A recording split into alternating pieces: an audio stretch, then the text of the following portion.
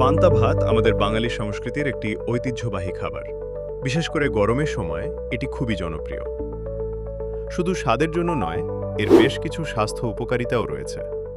পুষ্টিবিদরা বলছেন, গরমের এ সময়টাতে পান্তা ভাত খেলে মিলবে অসংখ্য স্বাস্থ্য উপকারিতা। আসুন জেনে নিই, নিয়মিত পান্তা ভাত খেলে শরীরে কি কি উপকার হয়। গবেষকদের মতে ১০০ মিলিগ্রাম সাধারণ ভাতে আয়রনের পরিমাণ ৩.৫ মিলিগ্রাম। ১২ ঘন্টা ভিজিয়ে রাখলে এর পরিমাণ বেড়ে হয় ৭৩.৯ মিলিগ্রাম।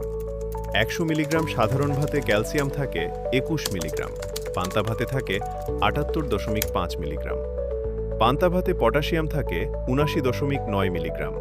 এছাড়া ম্যাগনেসিয়াম ও জিঙ্কের উপস্থিতিও সাধারণ ভাতের তুলনায় অনেক বেড়ে যায়। পান্তা ভাতে রয়েছে ল্যাকটিক অ্যাসিড ব্যাকটেরিয়া বা প্রোবায়োটিক, যা অন্ত্রের স্বাস্থ্য ভালো রাখতে এবং হজম শক্তি বৃদ্ধিতে সহায়তা করে। সাধারণত দইয়ের মধ্যে এই ব্যাকটেরিয়া পাওয়া যায়। এতে ভিটামিন বি12 এর পরিমাণ বেশি থাকে, যা শরীরের ক্লান্তি ও দুর্বলতা দূর করে তাৎক্ষণিক শক্তি যোগায়। পান্তা ভাতে থাকা অ্যান্টিঅক্সিডেন্ট শরীরের প্রদাহ কমাতে সাহায্য করে।